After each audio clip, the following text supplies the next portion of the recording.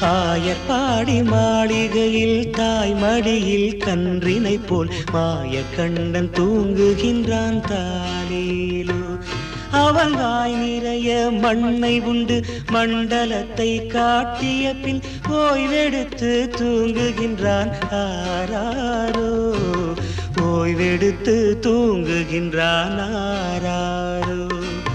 ஆயர்பாடி மாளிகையில் தாய் மடியில் கன்றினை போல் மாயக்கண்ணன் தூங்குகின்றான் தாலேலோ.